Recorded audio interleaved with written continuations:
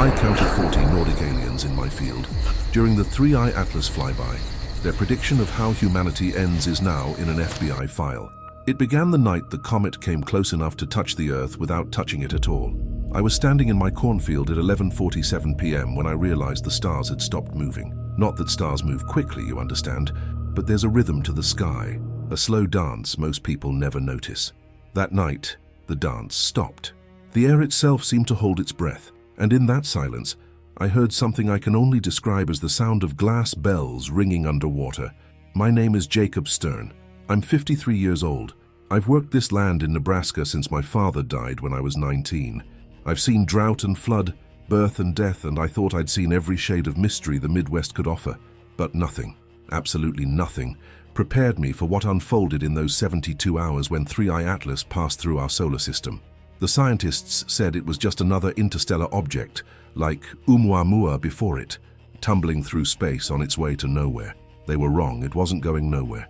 It was coming here, and it wasn't alone. The first one appeared at the edge of my north field, where the corn gives way to prairie grass. I'd gone out with my flashlight because the dogs were acting strange, circling the porch and whining in a way that made my spine tingle. When I reached the fence line, I saw him standing there, tall as a man, but not quite shaped like one, his form seeming to shift between solid and translucent depending on how the moonlight hit him.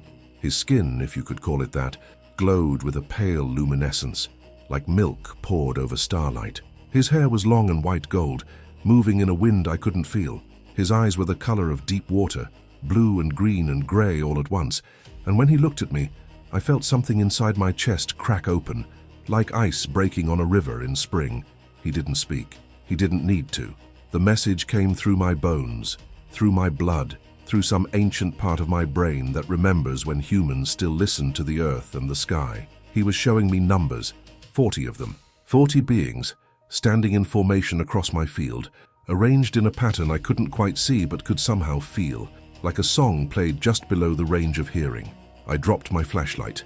The beam rolled across the ground, casting wild shadows that danced between the corn stalks. My hands were shaking so badly I couldn't pick it up. The being, the Nordic, as I would later learn to call him, took a step forward. His feet barely touched the ground, and where they did, the grass seemed to glow with the same pale light that emanated from his body. He raised one hand, palm forward, and I understood this was not a threat, but a greeting, a gesture of peace older than any language. I wanted to run. Every instinct screamed at me to turn and sprint back to the house, to lock the doors, to hide under my bed like a child afraid of thunder. But I couldn't move. Not because I was paralyzed with fear, though fear was certainly there, but because I was paralyzed with recognition. Somewhere deep in my soul, I knew this being. I had always known him. We all have. We just forgot. Time became strange after that. I don't know if I stood there for 5 minutes or 5 hours. The night stretched and compressed like taffy, moments sliding into one another without clear boundaries. The Nordic communicated not with words but with visions, images that appeared directly in my mind with crystalline clarity. I saw the Earth from space, blue and fragile, spinning in the vast darkness. I saw the comet, Three-Eye Atlas, not as a random piece of cosmic debris, but as a ship, a vessel carrying 40 watchers who had been observing humanity since the beginning. I saw ancient civilizations, Mesopotamia and Egypt, and cultures whose names have been lost to time, all receiving visits from these same beings, all recording their encounters in stone and clay and papyrus. I saw a man with kind eyes and calloused hands walking dusty roads in Galilee, teaching and healing, and I understood with sudden, terrible clarity that he had known about the Watchers. He had spoken with them. He had been preparing humanity for this moment. The vision shifted, and I saw the future, or a possible future, unfolding before me like a flower blooming in fast motion. I saw cities of light rising from the desert, structures built not with steel and concrete, but with sound and consciousness. I saw humans, but changed, transformed, their bodies glowing with the same luminescence as the Nordics, their eyes reflecting the same deep cosmic awareness. I saw the sky opening, not like a tear in fabric, but like a door that had always been there, waiting for someone to turn the handle. And I saw others, millions of others, rising to meet what was coming through that door. Some called it rapture, some called it ascension, some called it the next stage of human evolution. The Nordics called it remembering, But then the vision darkened, and I saw another path, a fork in the road where humanity chose differently. I saw wars, not over land or resources, but over the truth, over what was real and what was permitted to be believed. I saw governments suppressing evidence, religious leaders declaring the visitors demonic, scientists dismissing the inexplicable, and ordinary people, good people, people like me, caught in the crossfire between those who wanted to know and those who wanted to control. I saw the earth growing hot, the ice melting, the seas rising, not because of carbon alone, but because of consciousness, because the planet itself was responding to humanity's collective fear and greed. I saw the Nordic standing in my field, his face etched with something that looked like sorrow, and I understood that this was the prediction, the warning they had come to deliver. Humanity stood at a threshold. We could step through or we could turn away, but we couldn't stand still. The choice was coming, ready or not. When the vision ended, I found myself on my knees in the dirt, tears streaming down my face, my breath coming in ragged gasps. The Nordic was gone. All 40 of them were gone. The field was empty except for the corn and the stars and me, a middle-aged farmer who suddenly carried a secret that weighed more than the earth itself. I looked up at the sky and saw 3i Atlas, a bright point of light moving through the constellation Orion, and I whispered a question I already knew the answer to. Why me? The response came not from outside, but from within, from that same deep place where the visions had originated. Because you will listen. Because you will remember. Because when they come asking, you will tell the truth. I stumbled back to the house as dawn began to paint the eastern sky pink and gold. My wife Sarah was already up making coffee in the kitchen, and when she saw me her face went pale. "Jacob," she said, "where have you been? You look like you've seen a ghost." I sat down at the kitchen table, my hands still trembling, and tried to find words for the impossible. I told her about the Nordic, about the 40 watchers, about the visions of humanity's future hanging in the balance. I expected her to call a doctor, to suggest I'd had a stroke or a psychotic break. Instead, she sat down across from me, took my hands in hers and said something that made the hair on the back of my neck stand up. "I know, Jacob. I've been dreaming about them for 3 months. I didn't tell you because I thought I was going crazy, but they're real, aren't they? They're really real." We sat there in silence as the sun rose, drinking coffee that had gone cold, trying to process what it meant that we had both been contacted, both been chosen to receive this message. Sarah was the practical one in our marriage, the one who balanced the checkbook and fixed the tractor when I couldn't figure out what was wrong. If she was having the same experience, if she was seeing the same beings, then this wasn't madness. It was something else entirely, something that demanded action. But what action? What do you do when visitors from beyond the stars show you the end of the world and the beginning of the next one, and then leave you alone in a cornfield to figure out what comes next? The answer came 3 days later, when I got a visit from 2 men in dark suits driving a black sedan with government plates. They showed up at my door at precisely 10 a.m., their faces expressionless, their movements precise and practiced. They said they were from the Department of Agriculture, checking on crop yields and soil quality, but I knew better.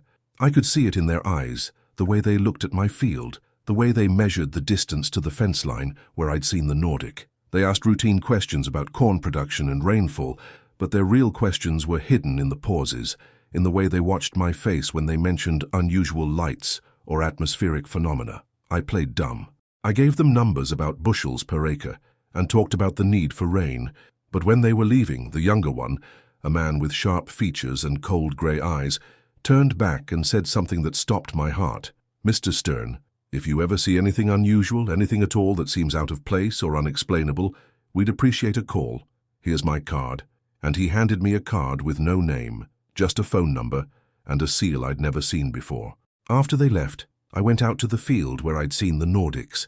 I stood in the exact spot where the first one had appeared, and I closed my eyes, trying to feel whatever residual energy might remain. At first, there was nothing but wind and sun and the rustle of corn, but then gradually I became aware of a presence, not visible but palpable, like the feeling of being watched. I opened my eyes and saw just for a moment a shimmer in the air, a distortion like heat waves rising from asphalt, and I understood they were still here, still watching, waiting to see what I would do with the information they'd given me. The government knew, of course they knew. They'd probably known for decades, maybe centuries. The question was what they planned to do about it, and more importantly, what they planned to do about people like me who'd had direct contact. I made a decision then that would change everything. I would document it. I would write down every detail of the encounter, every nuance of the visions, every word of the predictions. I would create a record that couldn't be erased or dismissed, and I would find a way to get it into hands that mattered, hands that would do something with the truth instead of burying it. I went into town that afternoon and bought a notebook, nothing fancy, just a simple spiral-bound pad from the general store. I took it home and started writing, filling page after page with descriptions of the Nordics, their message, the dual futures they'd shown me. I wrote about the feeling of recognition, the sense that I'd known these beings before birth, that they were part of some vast cosmic plan that involved not just humanity, but countless other species scattered across the universe. I wrote about Jesus, about the strange understanding that had flooded through me during the vision, the certainty that his teachings about love and transformation and the kingdom of heaven had been preparing us for exactly this moment, this choice between fear and faith. 3 weeks passed. The comet moved on, continuing its journey through the solar system, and life on the farm returned to its normal rhythms. I planted soybeans in the south field. I fixed the fence where the cattle had knocked it down. I went to church on Sunday and sat in the same pew I'd sat in for 30 years, listening to Pastor Williams talk about grace and redemption. But everything felt different now, like I was watching a play I'd seen before, knowing how it ended while everyone else remained blissfully unaware. Sarah noticed the change in me. "You're quieter," she said one night, as we sat on the porch watching the stars. "It's like part of you is somewhere else." I nodded. Part of me was somewhere else.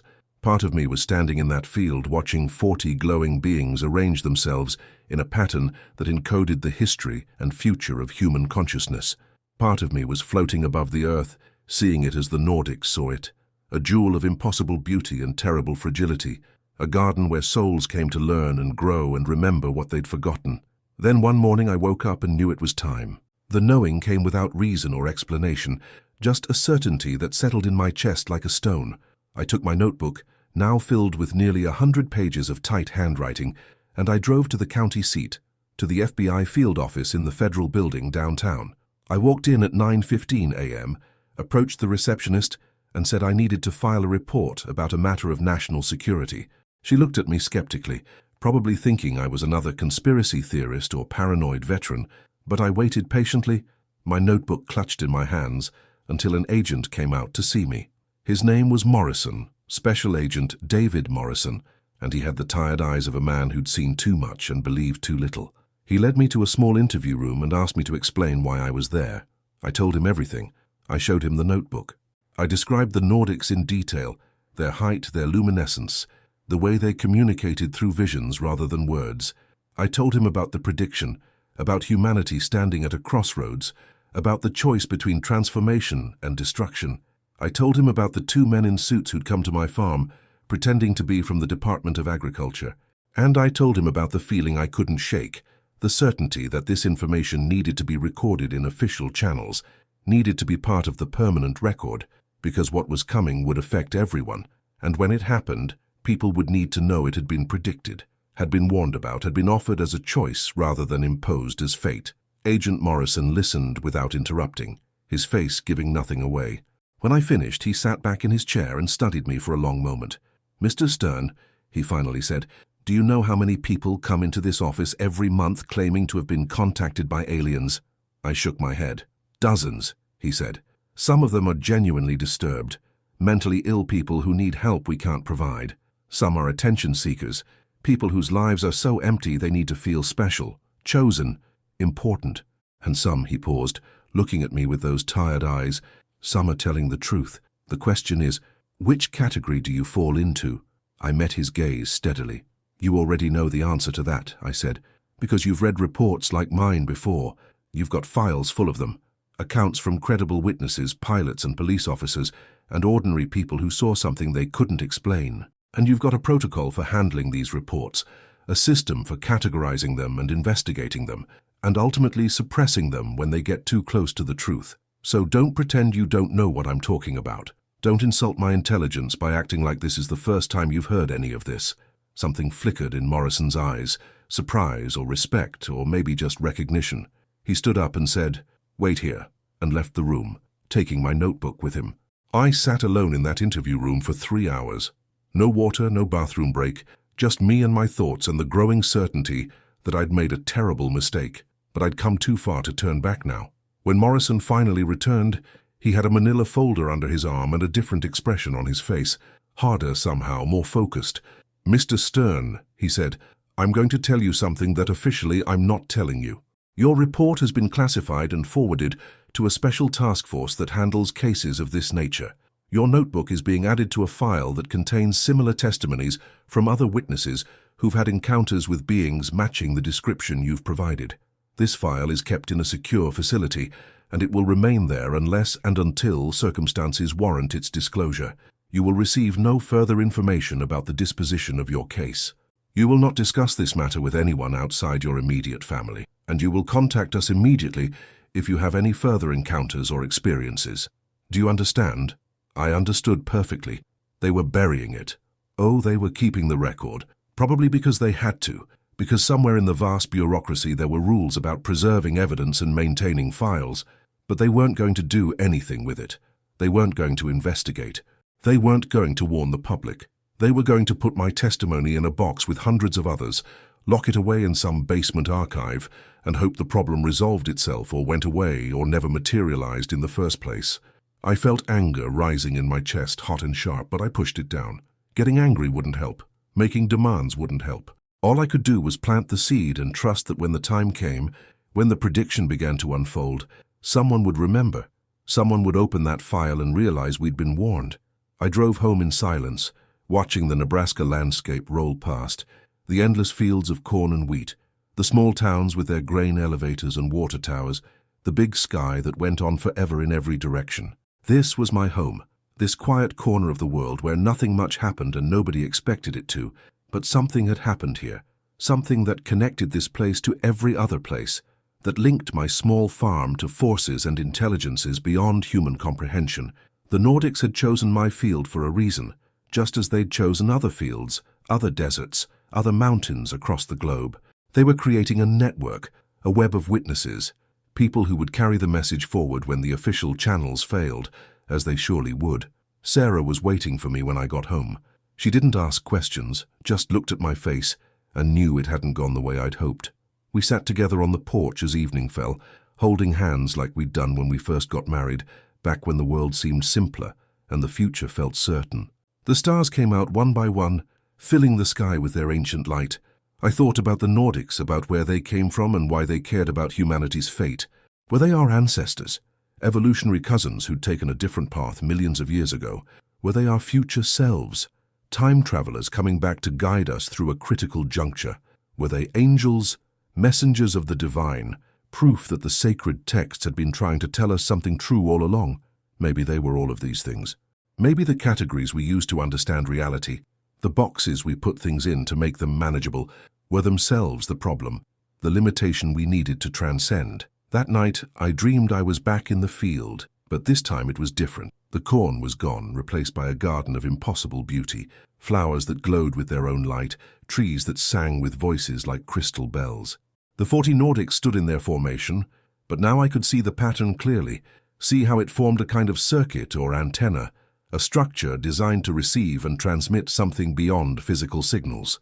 At the center of the formation stood the first Nordic, the one who'd appeared to me that initial night. He looked at me with those deep water eyes, and I felt the message coming through again, stronger this time, clearer.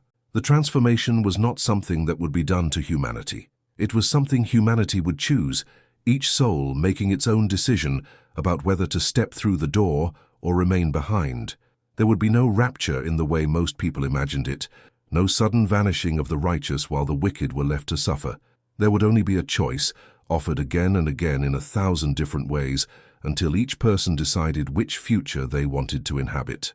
I woke before dawn, Sarah still sleeping beside me, and I knew with absolute certainty that my role in this wasn't finished. Filing the report had been necessary, but not sufficient. I needed to do more, needed to find others who'd had similar experiences, needed to build a community of witnesses who could support each other when the official world denied what we'd seen. I got up quietly and went to my desk, turned on the computer, and started searching. I typed in phrases like Nordic aliens and tall white beings and interstellar visitors, expecting to find the usual mix of hoaxes and paranoid rants. Instead, I found a network, a loose confederation of people all over the world who'd had encounters remarkably similar to mine. Farmers in Australia, teachers in Japan, fishermen in Norway, police officers in Brazil, all of them describing the same tall, luminous beings with golden hair and blue-green eyes, all of them receiving similar messages about humanity's future and the choice we faced. I reached out to some of them carefully at first, testing to see if they were genuine or delusional or government plants trying to identify and track people like me.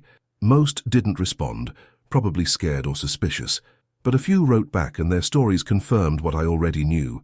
This wasn't random. This wasn't isolated. This was a coordinated effort, a campaign being conducted on a scale that defied human comprehension, 40 Nordics appearing to hundreds or thousands of witnesses across the globe, all delivering variations of the same message. The timeline was what struck me most.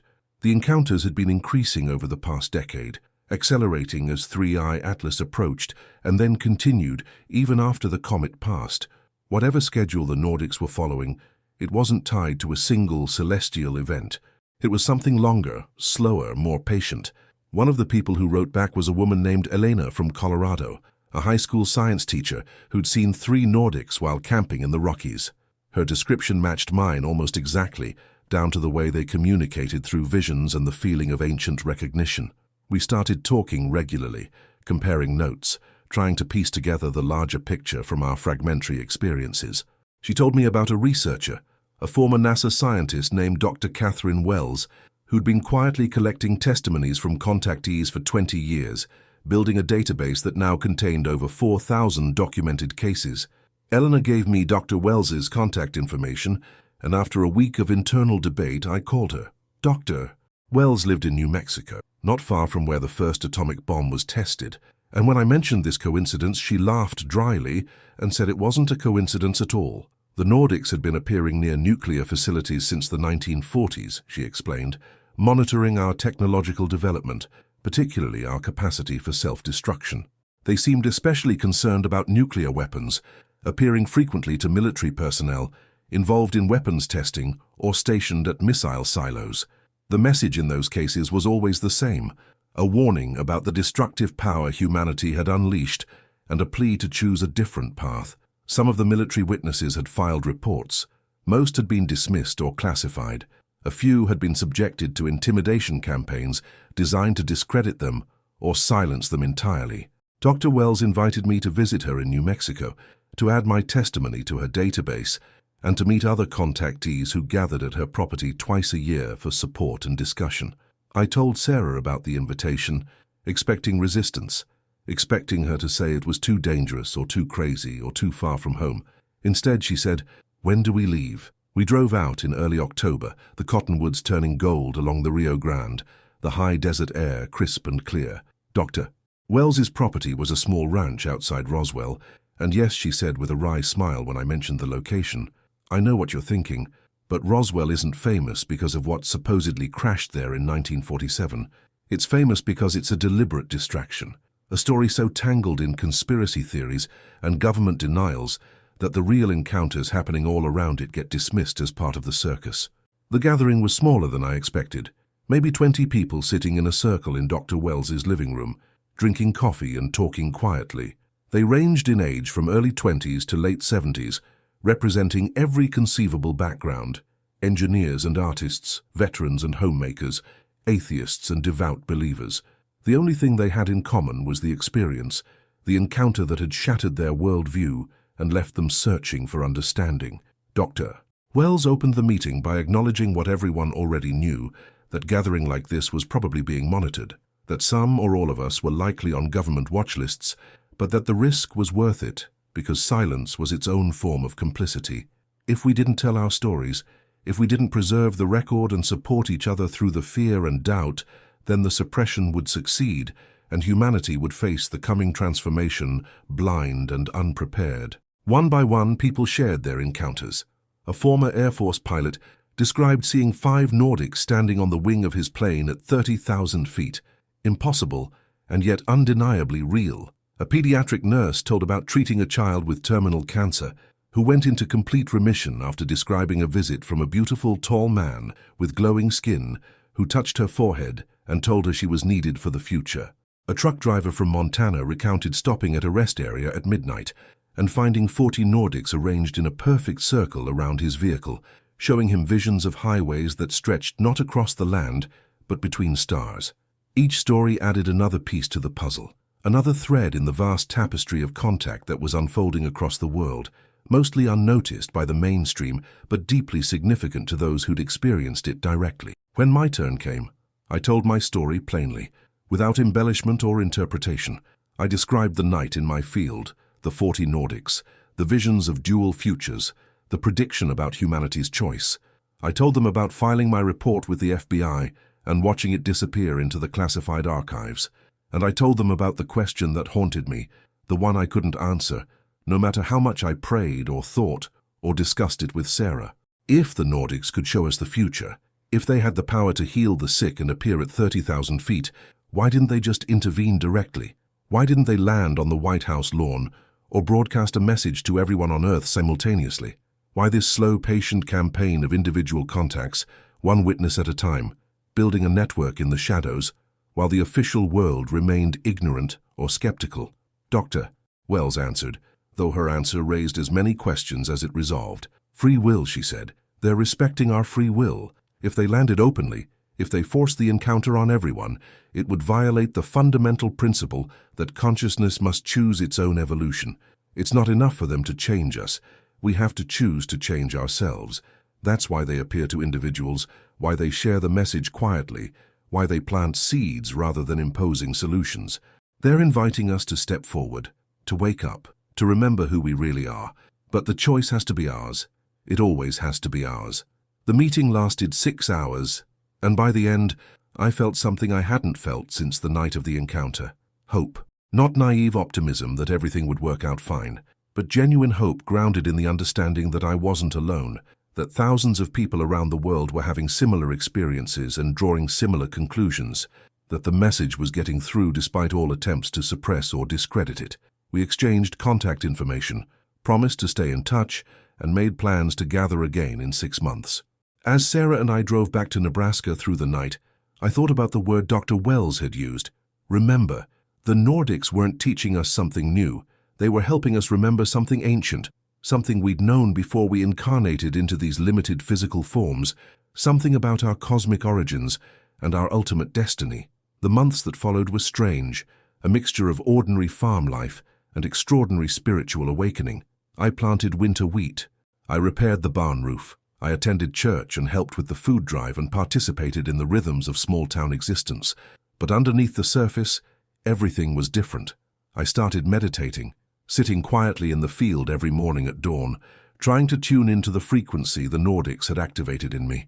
Sometimes I felt their presence, a subtle warmth or tingling, a sense of being observed by benevolent intelligence. Other times there was nothing but wind and birds, and my own thoughts circling endlessly. Sarah joined me sometimes, and we'd sit together in silence, watching the sun rise over the corn, feeling connected not just to each other, but to something vast and ancient and utterly beyond words. We started noticing changes in ourselves and others, small things at first, synchronicities and intuitions that seemed more than coincidence. Sarah would think of an old friend she hadn't talked to in years, and within an hour that friend would call. I'd wake up knowing exactly which piece of equipment would break that day, which field needed attention, what the weather would do despite what the forecast said. Our pastor mentioned during a sermon that he'd been having unusually vivid dreams lately, dreams about angels and ladders and doors opening in the sky, and I saw several people in the congregation nodding, recognizing the imagery. Something was shifting in the collective consciousness, subtle but unmistakable, like the first tremors before an earthquake. Then in late February, I got a call from Agent Morrison. It had been nearly 4 months since I'd filed my report, and I'd assumed I'd never hear from him again. His voice on the phone was tense, careful. "Mr. Stern," he said, "I need you to come to Omaha. There's been a development, and we need to discuss it in person. I can't tell you more over the phone, but it's important. Can you be here tomorrow?" Something in his tone made me agree despite my misgivings. I drove to Omaha the next morning, Sarah insisting on coming with me, and we met Morrison at a coffee shop far from the FBI office deliberately neutral ground.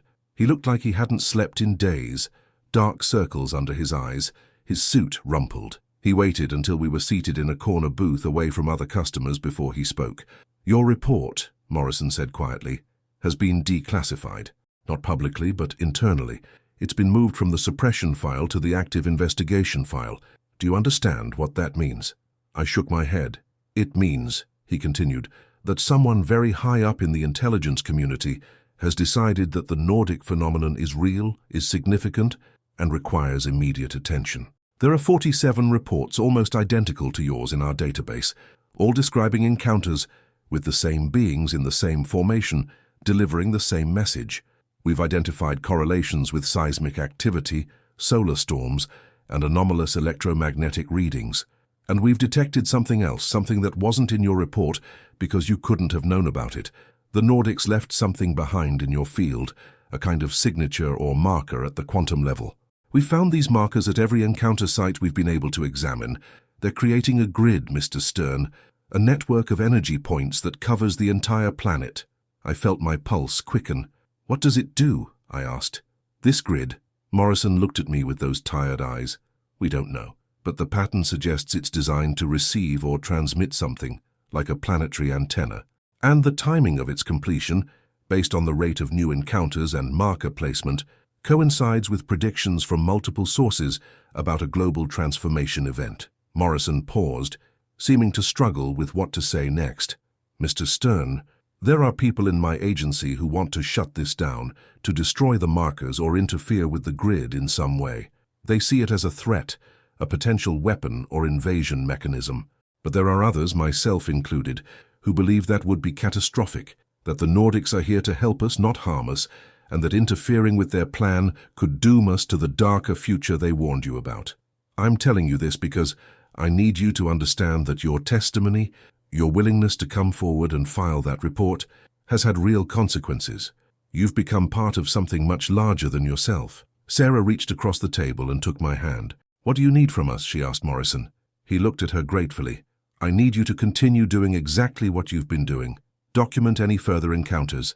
Stay connected with the other contactees, and most importantly, if the transformation begins, if the prediction starts to manifest, I need you to be a voice of calm and reason, to help people understand what's happening and why they shouldn't be afraid, because there will be fear, probably panic, possibly violence. The official response will be confused and contradictory at best, deliberately misleading at worst. People like you, people who've had direct contact and received the message firsthand, will be crucial in helping humanity navigate what's coming." We drove home in thoughtful silence, trying to process what Morrison had told us. The idea that my report, my little spiral notebook filled with handwritten testimony, had somehow influenced policy at the highest levels of government seemed impossible. But the evidence was there in Morrison's desperation, his willingness to break protocol and meet us outside official channels, his admission that there was a faction within the intelligence community that believed in the Nordic message and was trying to protect their mission rather than interfere with it.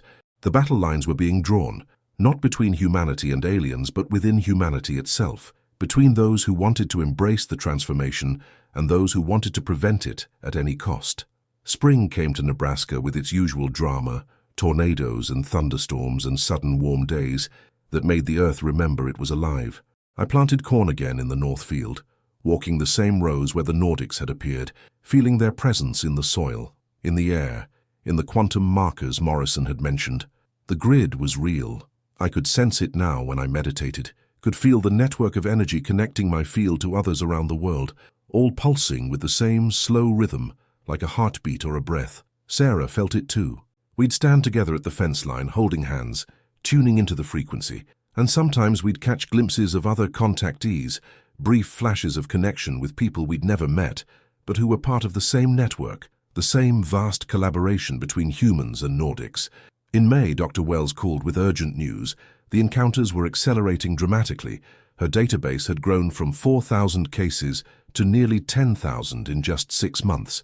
Reports were coming in from every continent, every culture, every demographic.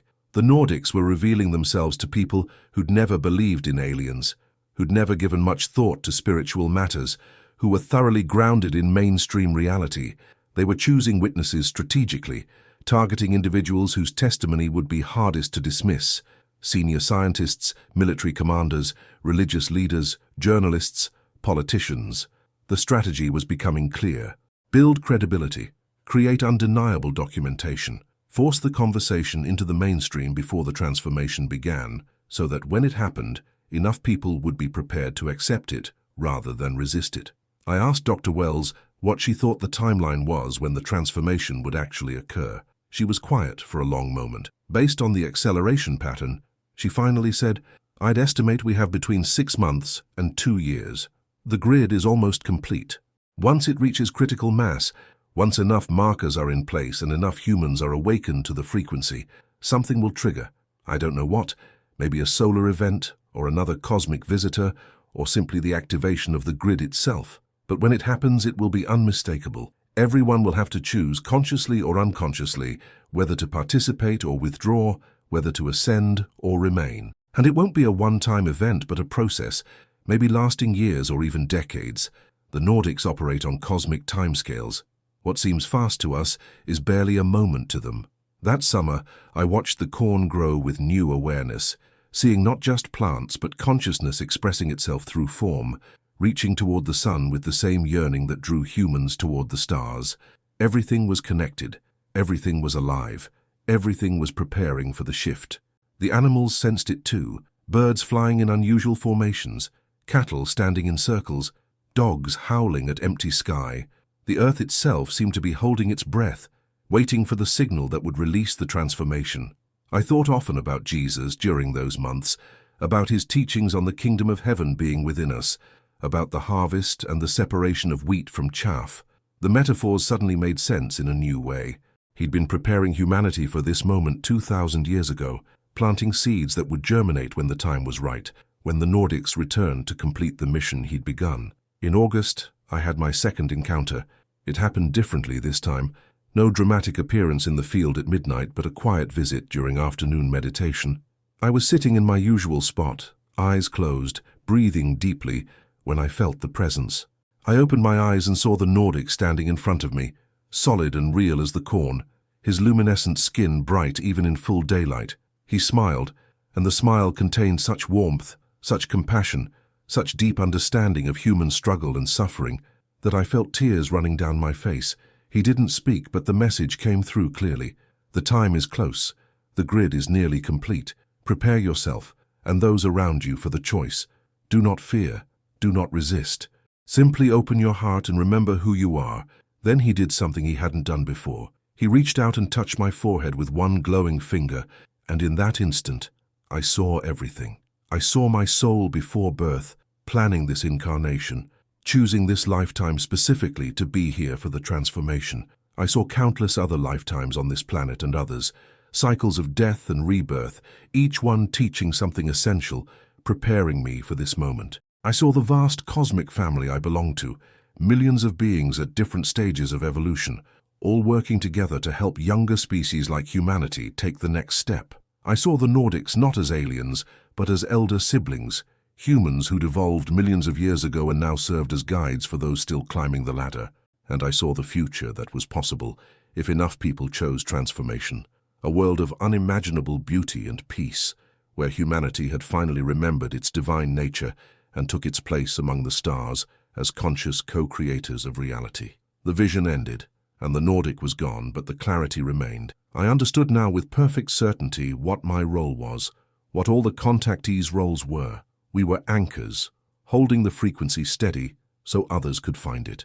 We were translators, helping people understand that the transformation wasn't something foreign or frightening, but something natural and long-awaited, the next stage in an evolutionary process that had been unfolding since the first spark of consciousness emerged from the cosmic void. We were bridges between the old world and the new, between fear and faith, between separation and unity. And most importantly, we were proof that the impossible was possible, that beings from beyond the stars cared about humanity's fate and were actively working to help us succeed. I told Sarah about the second encounter, about the touch and the vision and the message that the time was close. She listened quietly, then said something that surprised me. "I had an encounter too," she said. Last week, while you were in town, 3 Nordics appeared in the garden. They showed me the same things, Jacob. They showed me our purpose, showed me that we chose this, showed me how beautiful it's going to be when enough people remember. I didn't tell you because I wanted to process it first, to make sure it was real and not just wishful thinking.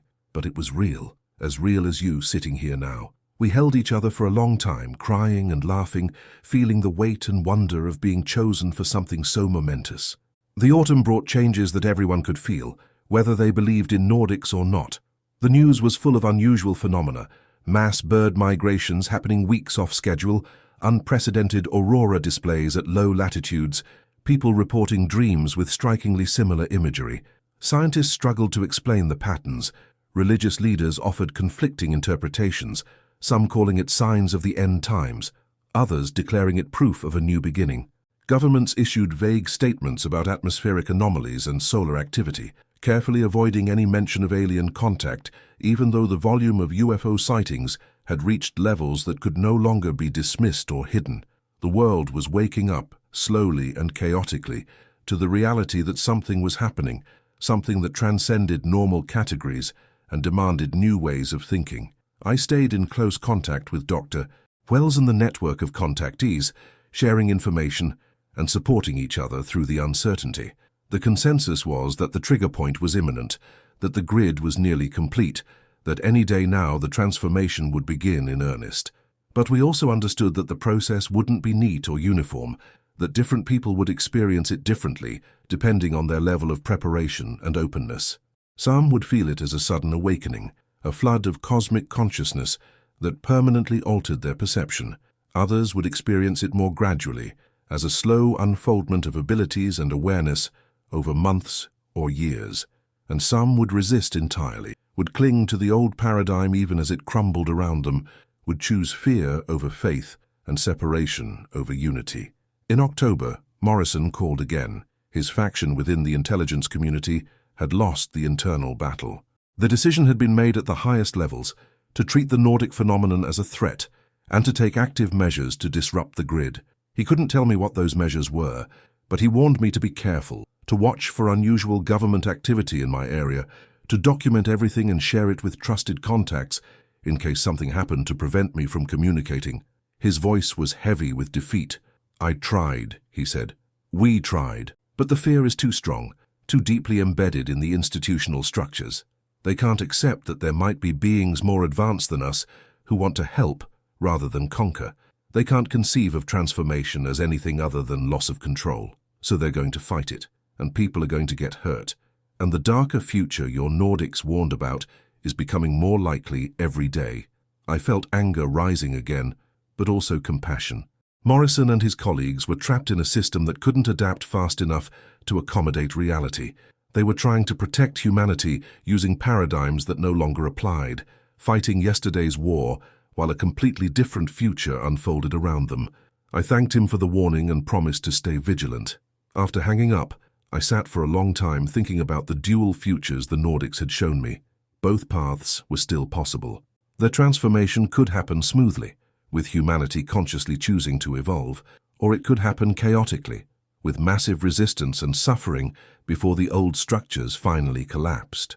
The outcome depended on millions of individual choices, including mine, including Sarah's, including everyone who'd had contact and everyone who'd heard the message secondhand, and everyone who would encounter it in the days and months to come. That night, I stood in my field under stars that seemed closer than usual, brighter, more alive. I thought about the prediction that was now in an FBI file somewhere, buried in archives but not forgotten, waiting for the moment when it would be needed as evidence and testimony. I thought about the 40 Nordics who'd stood in this very spot, arranging themselves in a pattern that encoded humanity's possible futures. And I thought about all the ordinary people around the world who were having similar experiences, who were being prepared for the same choice, who would soon face the most important decision any human being could make, whether to cling to what was familiar and dying, or to embrace what was emerging and alive. The transformation was coming, the timeline was accelerating, the choice was imminent.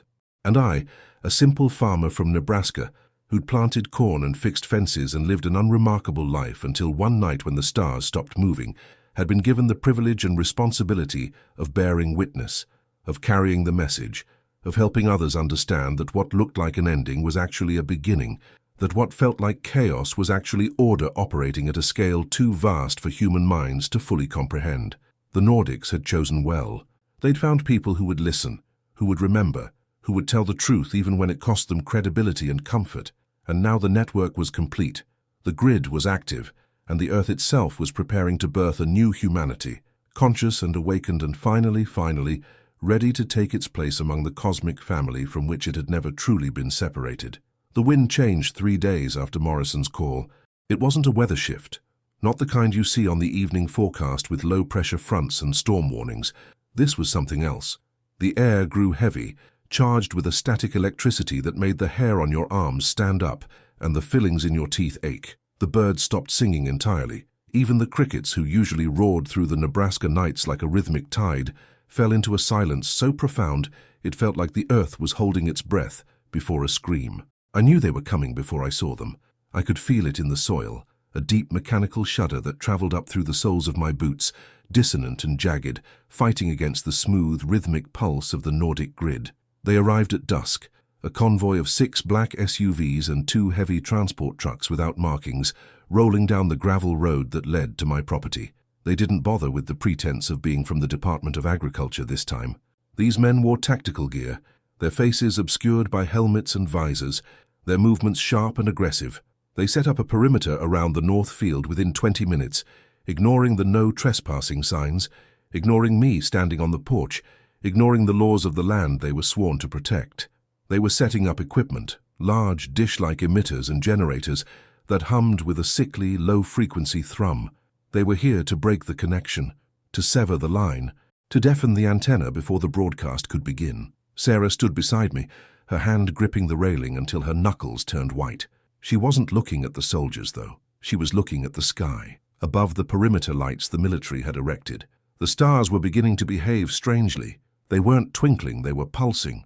It was subtle at first, just a rhythmic dimming and brightening, but it was synchronizing with the heartbeat of the land, that deep, ancient thrum that the soldiers' machines were trying to drown out. I walked down the steps. Sarah grabbed my arm. "Jacob, don't. They have orders." I looked at her, and in her eyes I saw the same fear I felt, but behind the fear I saw the steel of the pioneer women who had walked these plains a century ago. "I have orders too," I said gently. "And mine come from much higher up." I walked toward the fence line. A soldier raised his weapon, shouting for me to halt. I stopped 10 yards from the gate. The air between us shimmered, distorted by the clash of frequencies, the artificial, chaotic jamming signal from their machines colliding with the harmonic resonance of the Nordic marker, buried deep in the field. I raised my hands, not in surrender, but in the same gesture the Nordic had used that first night, palms open, facing outward. I wasn't trying to stop them with force. I was trying to anchor the field. I was using my own body, my own consciousness to bridge the gap the military was trying to widen. I closed my eyes and focused on the image of the Nordic, on the feeling of the blue-green eyes, on the vision of the dual futures. "Officer," I shouted, my voice sounding strange in the charged air. "You don't know what you're turning off. This isn't a weapon, it's a lifeboat." The soldier didn't lower his rifle, but he hesitated. I could see it in the way his shoulders tensed. He was scared. He could feel it too, the wrongness of what they were doing, the violation of something sacred.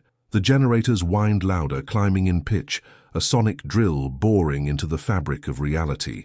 The ground beneath my feet began to tremble, not with an earthquake, but with nausea. The corn stalks withered before my eyes, turning brown and brittle in seconds, as the jamming signal sucked the life force out of the air. They were killing the field to kill the signal. Then the sound changed. It wasn't the generators anymore. It was a tone, pure and crystalline, descending from the zenith. It sounded like a glass harmonica the size of a mountain. The soldiers looked up. The sky was opening. Not physically, the clouds didn't part, but visually the darkness of space seemed to peel back, revealing layers of light that shouldn't have been there. Aurora borealis, in Nebraska, in October, exploding in sheets of violet and gold directly above my farm. But it wasn't random ionization, it was geometry. The lights formed the pattern, the same pattern the 40 Nordics had made in the field. The grid was activating, responding to the attack not with counter-violence, but with amplification. The heavy equipment the military had brought began to spark. Not explosions, but quiet, sizzling failures. The generators coughed and died. The floodlights popped, plunging the field into darkness, except it wasn't dark. The field itself was glowing.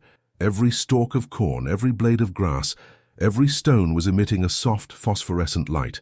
The markers buried in the earth were discharging their stored energy, pushing back against the suppression with a wave of pure, coherent consciousness. I fell to my knees, the intensity of the energy overwhelming my nervous system.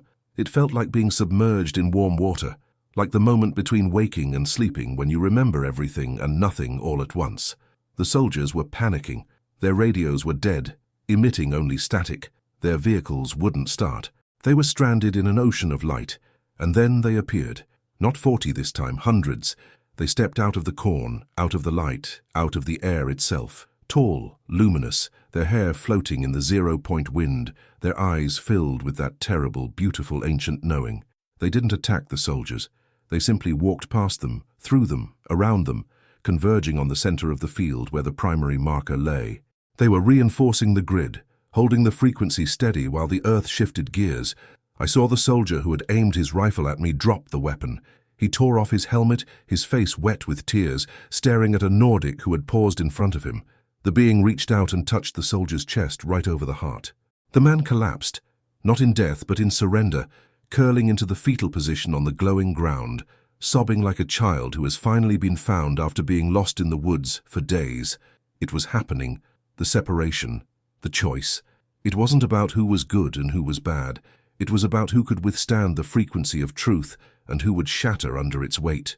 Sarah was beside me now, holding my hand. We watched as the sky above the farm became a window. Through it we saw the other locations.